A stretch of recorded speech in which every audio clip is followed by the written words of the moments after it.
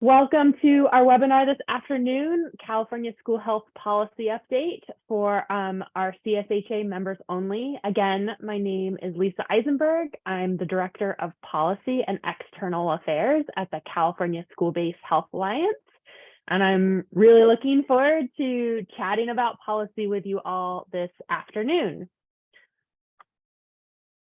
A couple quick housekeeping details.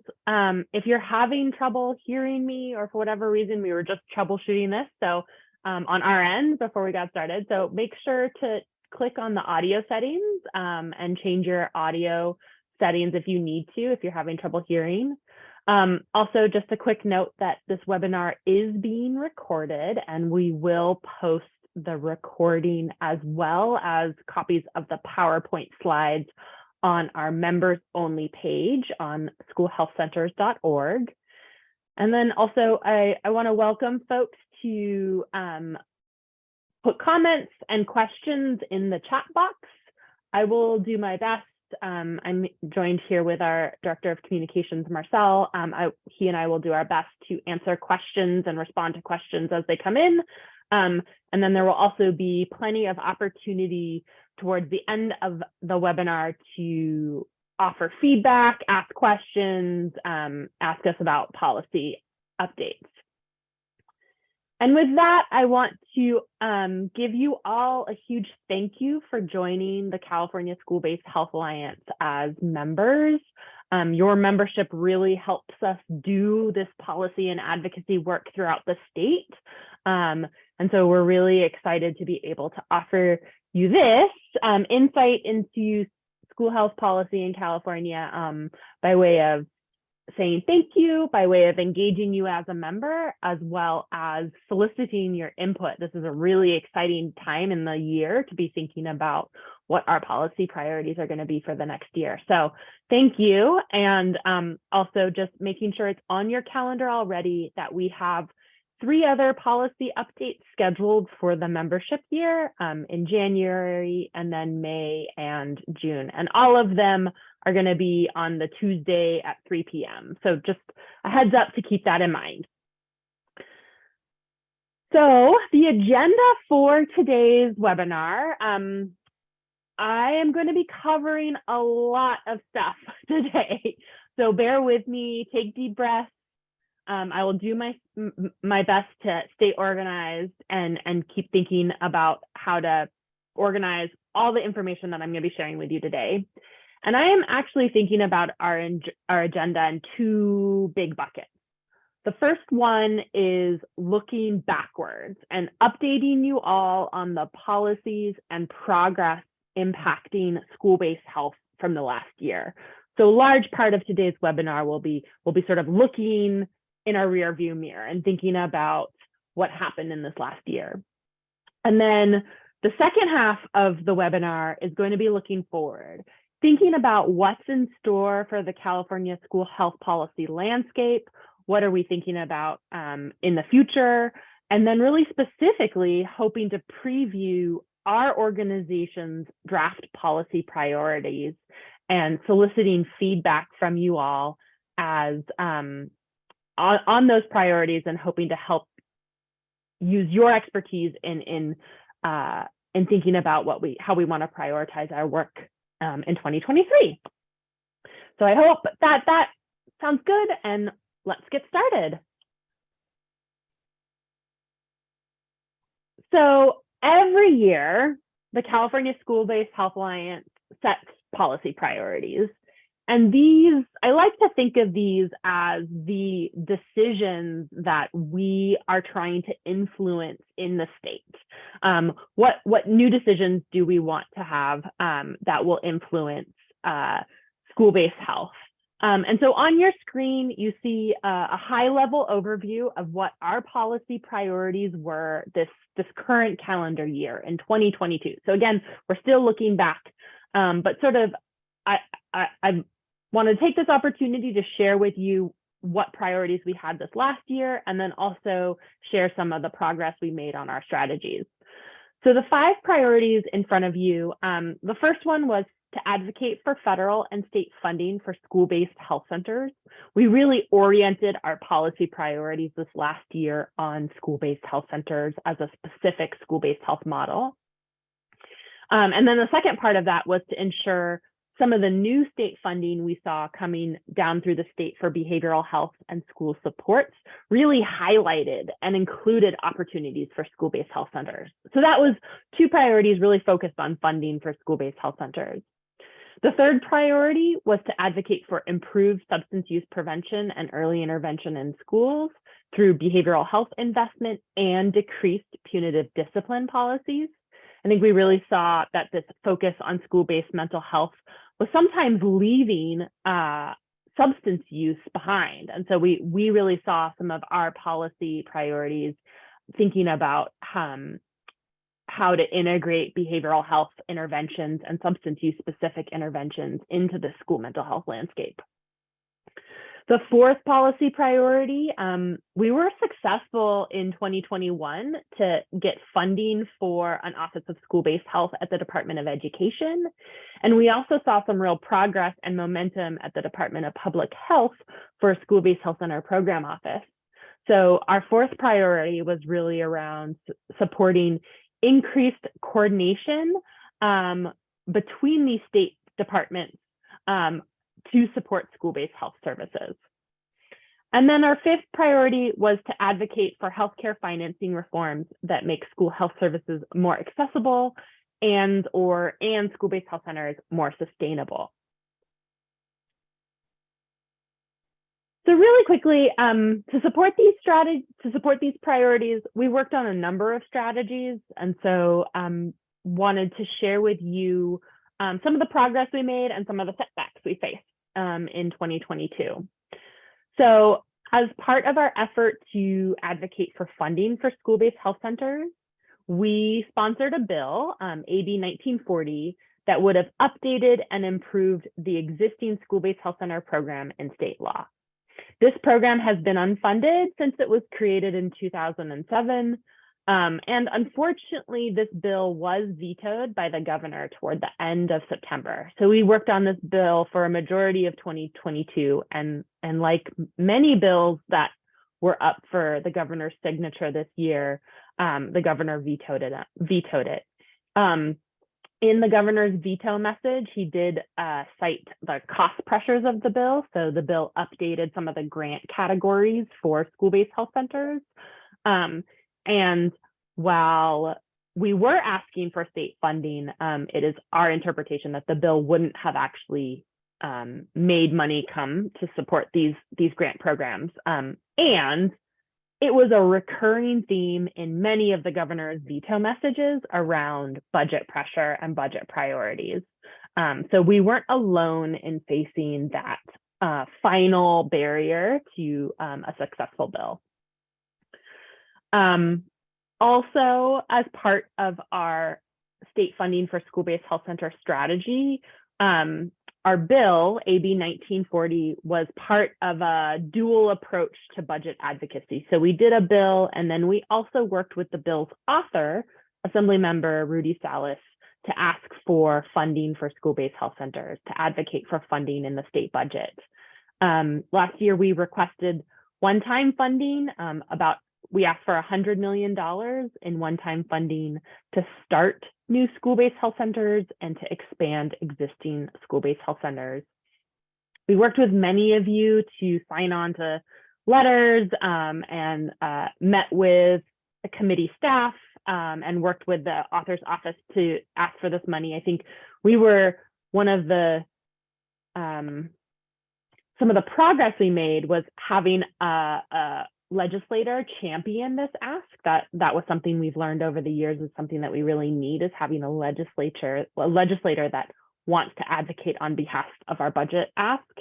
And still, unfortunately, we weren't successful in getting that money included in the budget that was passed in the summer of 2022. I think in hindsight, we, with many of our partners, struggled to make the case for how this additional investment, given billions of dollars in funding that has been allocated to school-based behavioral health in 2021. So I started with the barriers and the challenges, and I'm moving towards some better news. So one of the other things we worked on is the Office of School-Based Health at the Department of Education. So again, I mentioned that funding was included to start this office in 2021's state budget. And so our organization, along with other advocates organizations, we've met almost monthly since September 2021 to support the establishment of this office. We were one of the organizations that authored legislation to create this office. And so it was a huge win in 2021 to see this office funded. And I think we worked diligently with the department over the last year to support them in hiring staff. And that was a huge challenge for the office. I know workforce is a barrier and a challenge in lots of what you all are experiencing, and it was certainly a challenge faced by our State Department. I will say that as of earlier this month, we learned that the office has been able to hire a state school nurse consultant. They just hired, and that person will be starting at the beginning of November, so in a couple days. And so we're really optimistic that other positions for that department will begin to be hired soon, and there will start to be some critical staff capacity in the Department of Education to support school-based health. I also want to note that we've been working with partners on community schools implementation, particularly highlighting the role of school-based health and school-based health centers in the model. A lot of that work is still early on, and CSHA has been included as a key partner in a lot of the ways of integrating school-based health centers into TA and the supports of the community schools model. And I will be talking a little bit more about updates on that progress in a little bit. And then the last sort of looking back at the status of CSHA strategies with some of our other states and the National School-Based Health Alliance, we were successful in advocating for the inclusion of $30 million specific for school-based health centers as part of the federal appropriations package that passed in March of this year. And we've made some significant progress on the federal level of seeing both Congress and the Senate include funding for school-based health centers as part of their budget proposal, their federal budget package. So that's some significant momentum. And again, the federal progress is very complicated because, you know, it's an election year, it's a busy year at the federal level. So that's the status update on CSHA's project progress and what we've been working on this past year. That's only a snapshot. It's probably, you know, thinking about the ocean is probably 5 feet in the depth of the ocean, and lots of other work has been happening under that. But that's a little snapshot of what CSHA has been working on. I'm going to pivot a little bit to talk about just generally what are some of the implementation projects we are seeing implementation progress on work that's happening throughout the state.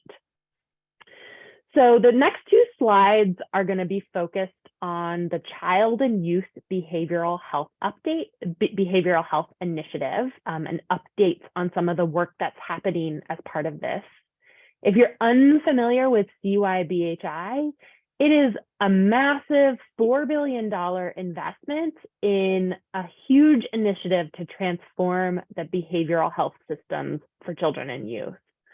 And a lot of the focus of the initiative is on school-based interventions, not specific to school-based health centers, but definitely recognizing the role of schools in meeting the child and youth behavioral health crisis.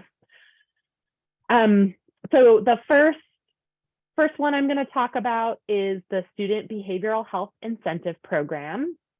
So this is a is this is an incentive program where Medi-Cal managed care plans receive incentive payments so that those plans work intentionally with schools and partners to increase access to school-based behavioral health services. CSHA was part of a work group that started in the fall of 2021 to inform this program, which was officially launched at the beginning of this calendar year in 2022. As by way of a status update, all Medi-Cal managed care plans are participating in all counties in California. So regardless of where you are, this is happening in your county. Your Medi-Cal managed care plans are thinking about how to engage schools to address behavioral health needs. Managed care plans are either finishing or about to finish a needs assessment process.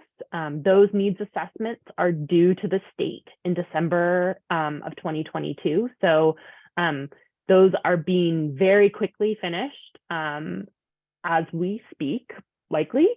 And then project plans based on that needs assessment that the health plans are doing, they and their partners must submit a project plan due to the state also in December 2022. And that will designate what interventions the health plan wants to work on with partners. And then the implementation of that project plan will start once the plan has been approved early in 2023 through December 2024. So that's a little snapshot.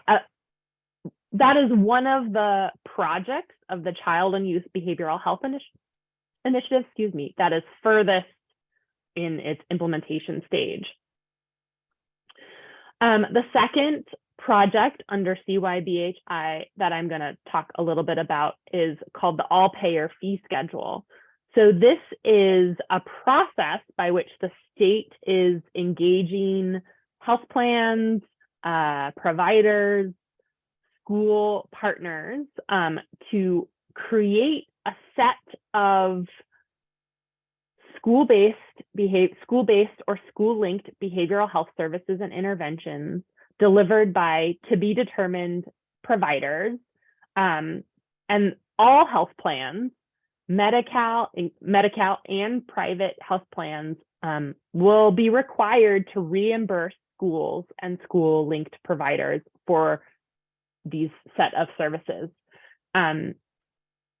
That fee schedule is set to be implemented at the beginning of 2024. So we have a little bit more than a year before that's supposed to be in place.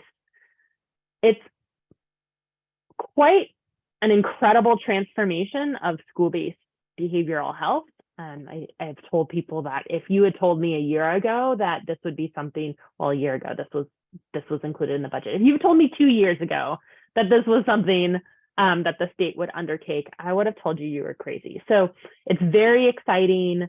It's still very early in the stages. I will say that myself, I am participating in a fairly large work group convened by the state to solicit feedback on what this all-payer fee schedule will look like and what will be the guidance and what will be the requirements for everyone to participate in this fee schedule. But it's very exciting. I think it's really a recognition of the work of schools and school-based partners in delivering healthcare services to young people.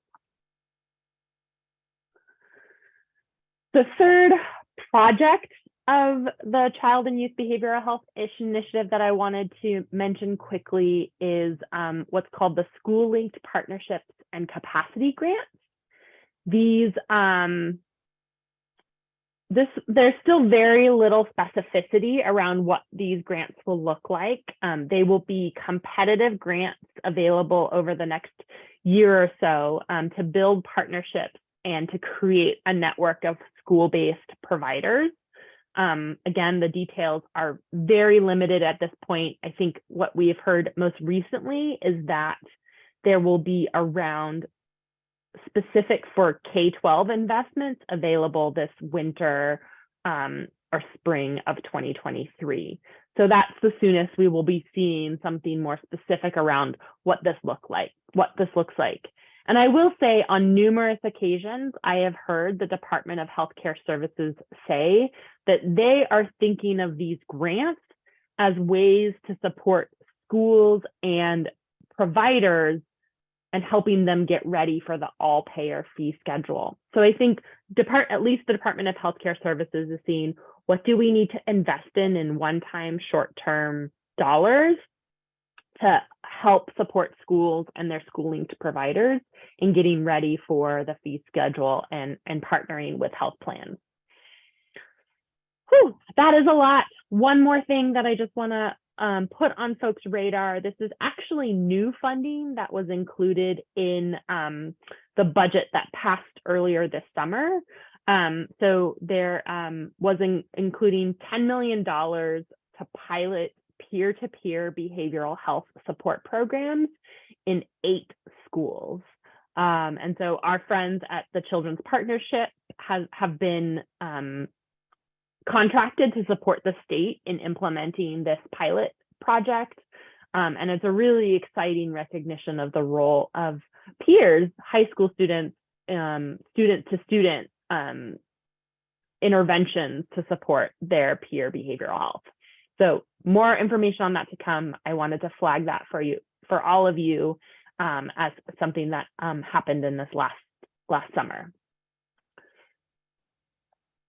Moving from the Child and Youth Behavioral Health Initiative, I definitely wanted to talk a little bit about community schools. So $3 billion was included, plus a little bit more in this last state budget to directly fund, to provide direct grants to local education agencies, as well as create a network of TA support so schools can implement community schools throughout the state. If this is news to you, it's probably helpful to know that community schools is sort of a whole child school improvement strategies where districts and schools work closely with teachers, students, families, and partners. There are 4 pillars of the community schools model, one of which is working with community providers to build out student support and health services. And so we really see school-based health centers and school-based healthcare as one part of a community schools intervention. So just updates on where we are in the implementation project. Again, this money was included in last year's state budget. So the State Board of Education approved the state's community schools framework earlier this calendar year.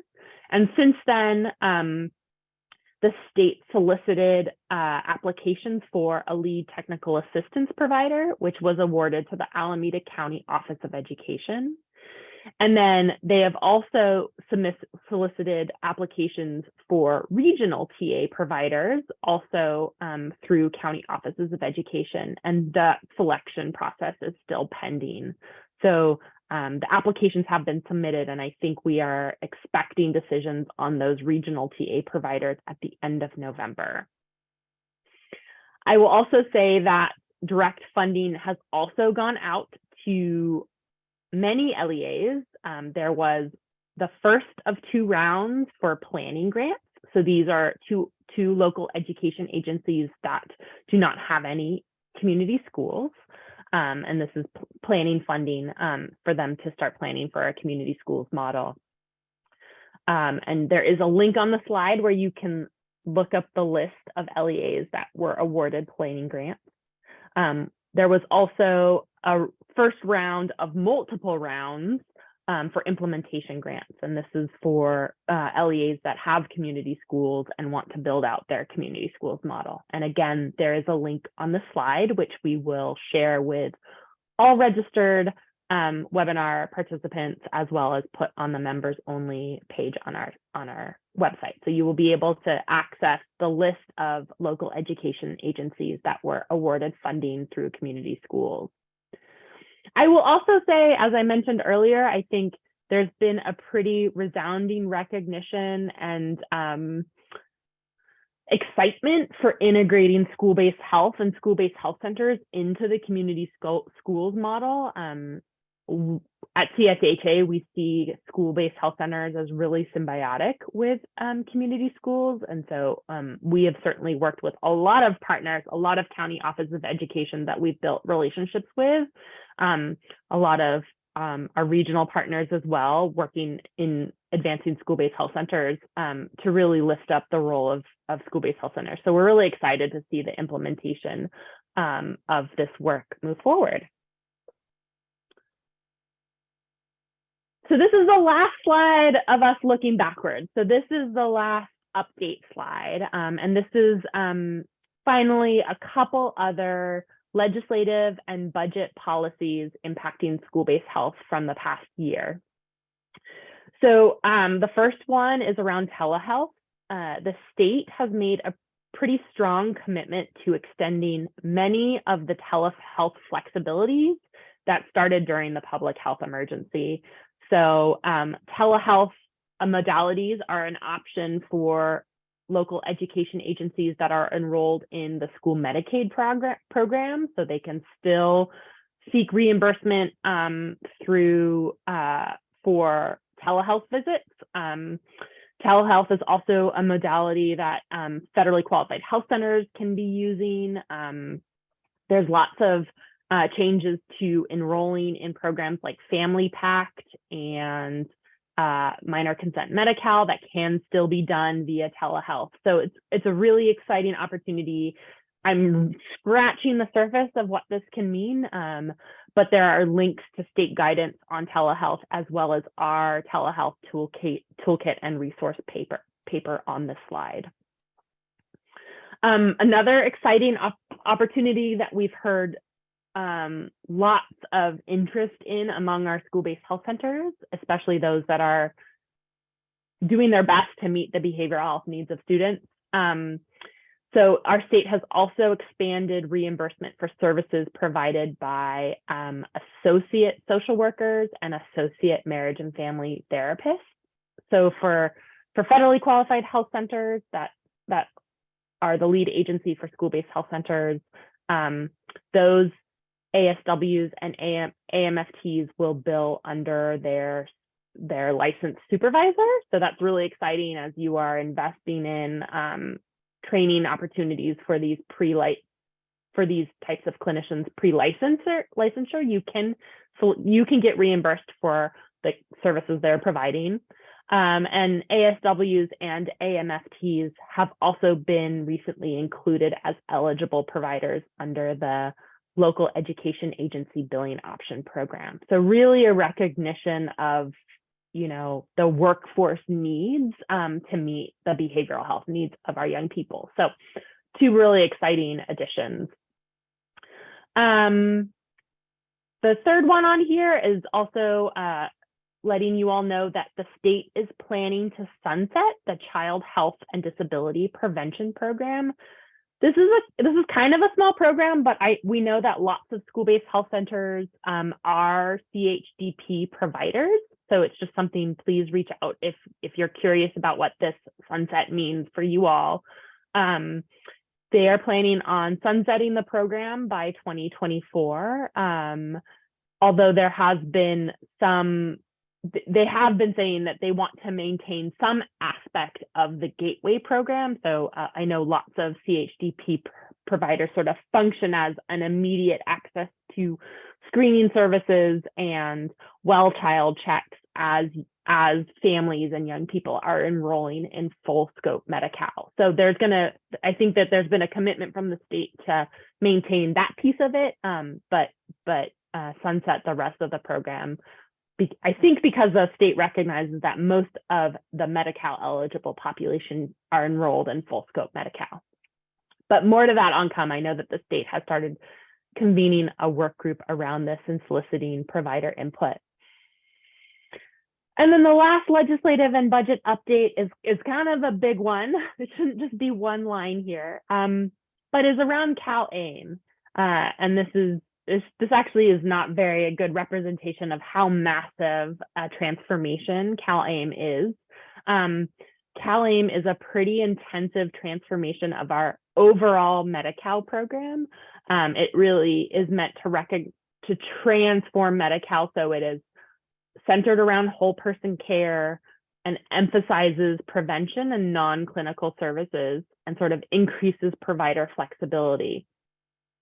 So there are lots of aspects to CalAIM. We could have an 2-hour long presentation all on the aspects of CalAIM, which we just don't have time for. But one of the aspects of CalAIM that we are closely monitoring is around the behavioral health system. I think the state has seen CalAIM as the opportunity to really update parts of our behavioral health system that have been clunky and haven't worked very well and haven't been serving young people. So in particular, what I wanted to call out for this group was that the state has issued 2 policies this year on the criteria for specialty mental health services and a no wrong door policy. And I'm going to talk about each, but there are also links on this slide where you can actually read the state guidance if you want more information about what these policies mean. But in a really quick nutshell, the criteria for specialty mental health services kind of changes how our state has implemented medical necessity for behavioral health services and really aligns our state's definition of medical necessity with the federal EPSDT entitlement, which really says young people on Medi-Cal can get all care they need that corrects or ameliorates some health need. So it established and this policy, so it aligns with this as opposed to, I think one of the things we saw and heard from school-based health centers is this requirement for a diagnosis to get access to these behavioral health services. And this, at the very, very low level, this guidance eliminates that diagnosis criteria. And it also establishes really broad access criteria. So again, a student doesn't need a mental health diagnosis to access specialty mental health services. And a young person will also meet access criteria if, for example, they score high on a trauma screen or their system involved or they're homeless. And so it really says if there is a clinical need for behavioral health interventions, even if it's preventive in nature, and a young person meets this access criteria, then they should be eligible for specialty mental health services through their county. So it's pretty transformational. It's a pretty significant change and really exciting in terms of opening access to care, while also recognizing that, workforce availability, wait lists are all challenges. The second policy is the no wrong door policy, which again, in a nutshell, and actually the link goes to a presentation that the state has done on the no wrong door policy, which I found really helpful. But it ensures that beneficiaries, so you might have a student that qualifies for specialty mental health services, and you are a federally qualified health center. So you're not a specialty mental health provider, but you are contracted with a Medi-Cal managed care plan. So it basically says, if you are a provider and wherever that student comes, if they are on Medi-Cal, regardless of which delivery system they are supposed to be in, services are covered and reimbursable. So it really recognizes that it doesn't matter where a Medi-Cal beneficiary enters a system. It sets guidance for how providers can navigate students and beneficiaries into other systems, into the appropriate care system. But it also recognizes that if you are serving a young person, regardless of prior to a diagnosis, regardless of whether you have to transition that young person to specialty mental health services or vice versa, a provider will still have those services covered and reimbursable. So there's probably lots more to that than I'm able to cover in that little snapshot. But again, this is a really exciting recognition of how much our state is really committed to ensuring that access to behavioral health care is front and center. So those are looking backwards updates, sort of what we've seen in the past year that has changed, and for systems beyond school-based health, but also those that are impacting school-based health as well. So now we're going to pivot a little bit in thinking about 2023 and what our policy agenda is and what we can be working on in the next year.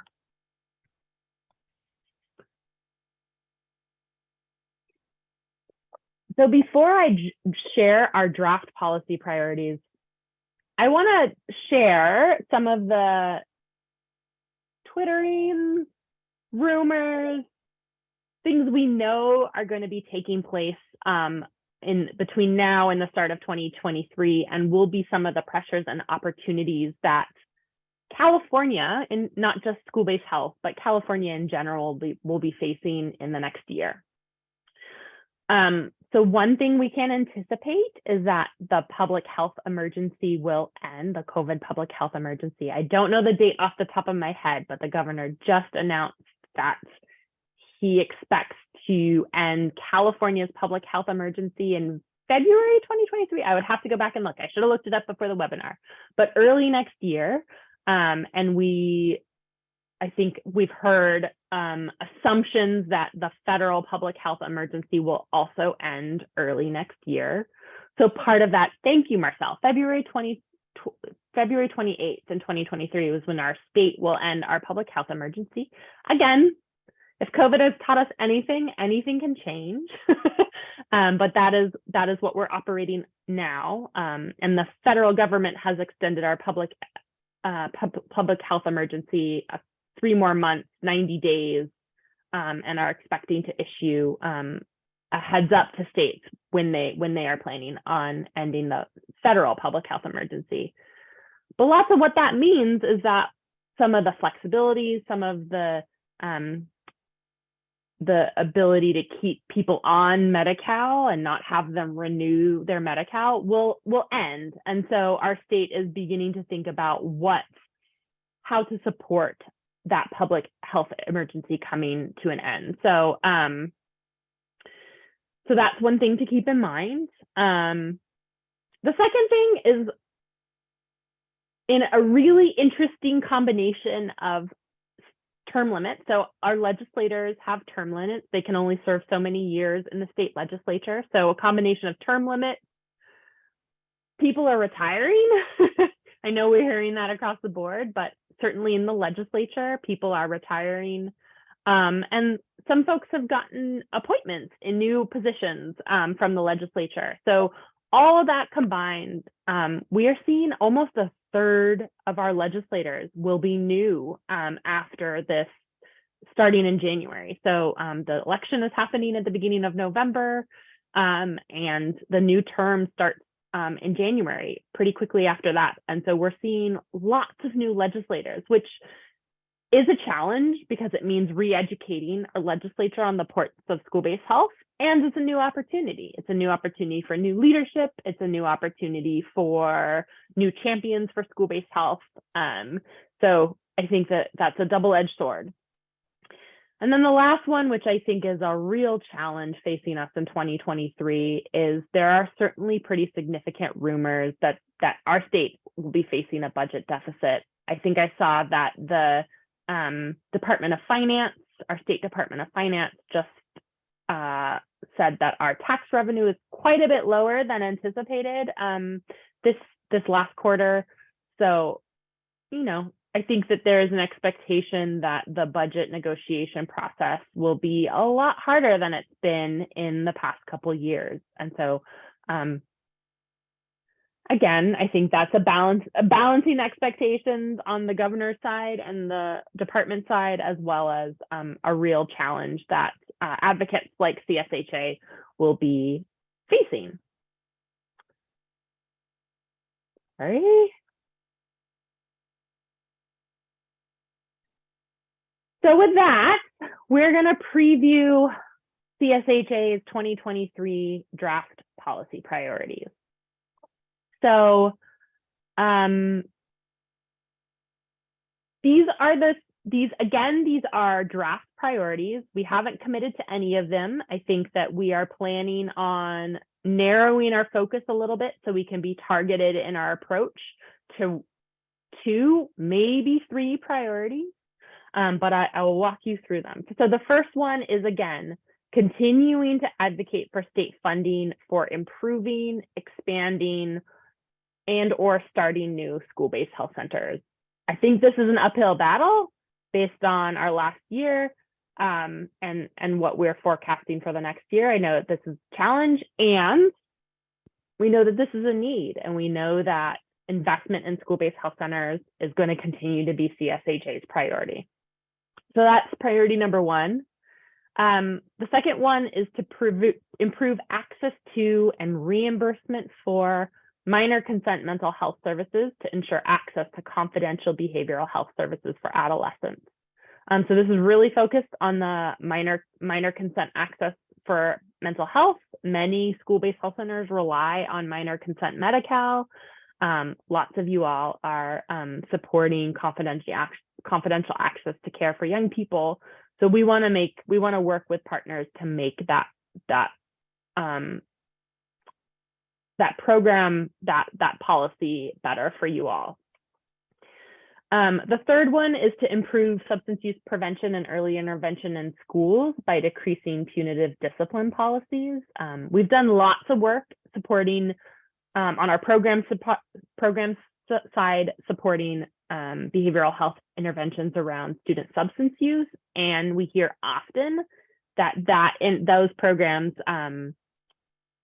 hit up against the school's discipline policies often, or are not don't work well with the school's zero tolerance discipline policy. So we are a partner in a coalition to improve punitive discipline policies, and are working with them to think about some policy strategies for the next year around discipline policies.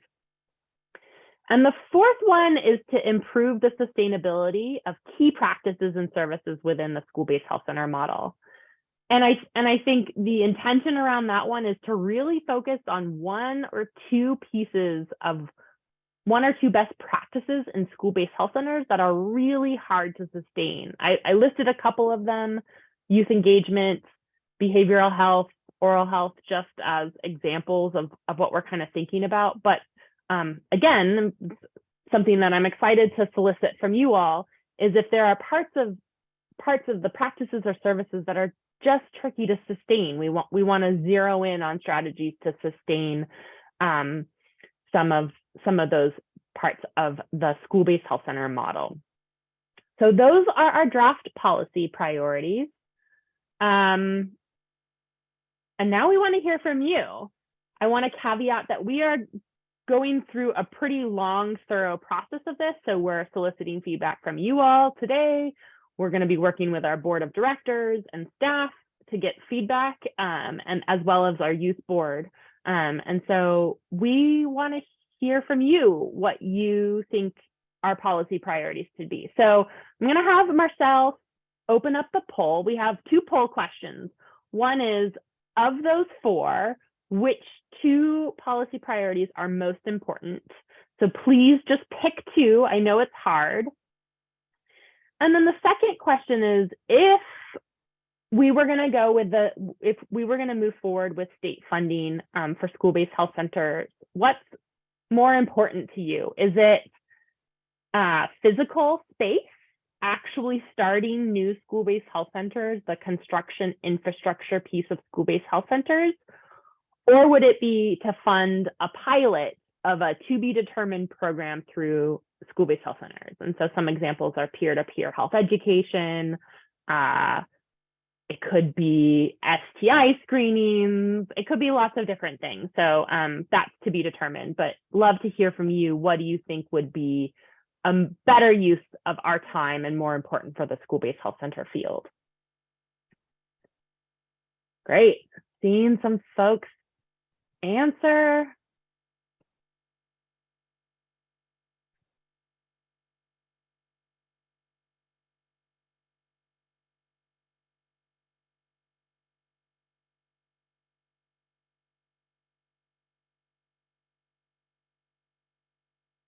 Give folks 1 or 2, 30 more, 10 more seconds. Answer, get your vote in.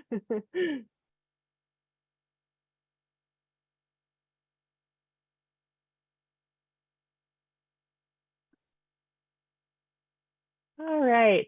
Last chance to vote in 5, 4, 3, 2, 1.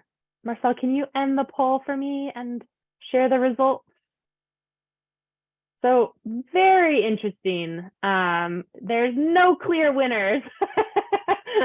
Of course, I definitely see minor consent seems to be a top priority, as well as state funding and sustainability. So that's super helpful.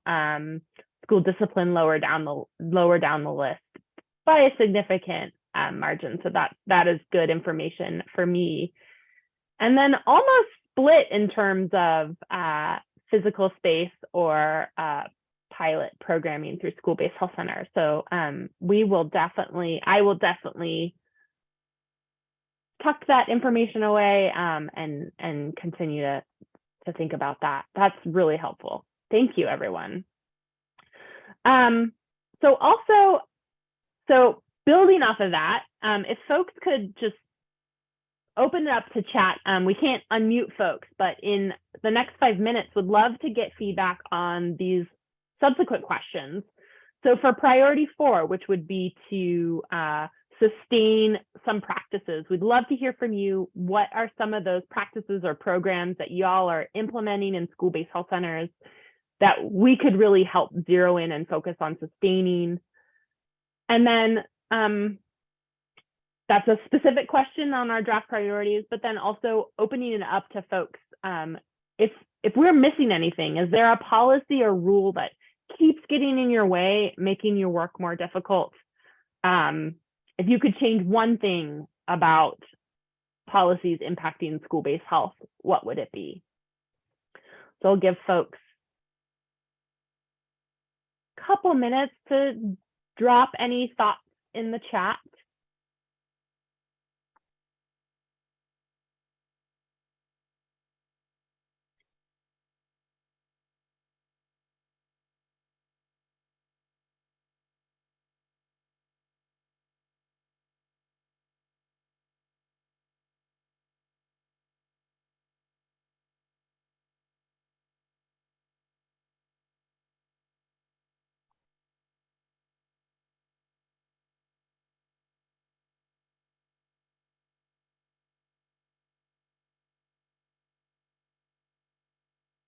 So again, the questions are on the slide. So if the first one is feedback on our draft policy priorities. If we were to move forward with policy priority number 4, which is making the case for better sustainability on some of the practices and programs implemented in school-based health centers, what do you need help sustaining? So is it your outreach and enrollment efforts to get kids enrolled in Medi-Cal? Is it your peer health educator program? This will inform some of our discussions on the all-payer fee schedule. Expanding staff for schools. That's great. So the workforce piece I hear, Kate, thank you. And then the second question is, what are we missing? If there's anything, even not thinking about our policy priorities, what would you like us to work on? Are we missing something in our analysis of where we could focus our policy priorities? So I'm going to give folks 3 more minutes to think. Please feel free to drop your questions in the chat. I'm scrolling back. Ignacio, I see your question about the all-payer fee schedule. There's very little concrete information about what that's going to look like, unfortunately. but I can follow up with you with a link to the Department of Healthcare Services website for any information I have on the fee schedule. I will, there's very little specific about what the department thinks this fee schedule will look like, but I can certainly follow up with you offline with more resources. All right, so some of the things I'm hearing from Gabby is to tighten up the kindergarten oral health assessment to ensure uniform and consistent data collection. Yep, it's hard to know what kids are getting screened, where to add resources. That's helpful, thank you.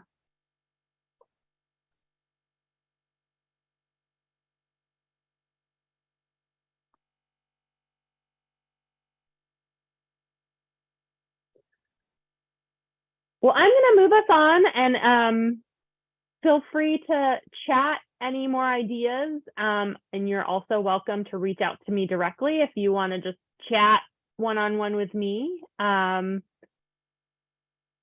is the time you can ask questions. And as you are thinking about and typing questions into the chat, I want to make sure that you all know as members that you also get discount or free registrations depending on your membership level to our school health conference and advocacy day in April of next year, April 17th and 18th. We're going to be in Sacramento. Our theme is advocating for student healing and health. So definitely want to make sure that you all are aware that that is also one of your membership benefits. And that is my email address. Please feel free to reach out to me if you have any questions. I'm going to stick around and answer questions as they come in through the chat if there are any more.